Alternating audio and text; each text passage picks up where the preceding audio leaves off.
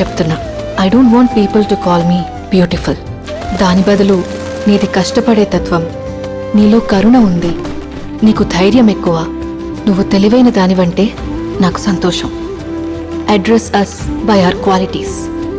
MS Subbulakshmi అంటే భక్తి, అందం కాదు. మదర్ తెరెసా అంటే కరుణ, అందం కాదు. ఐన్ ర్యాండ్ అంటే తత్వం, అందం కాదు. సరస్వతి అంటే విద్య, దుర్గా అంటే ధైర్యం, గౌరీ అంటే తపస్సు, లక్ష్మి అంటే శుభం.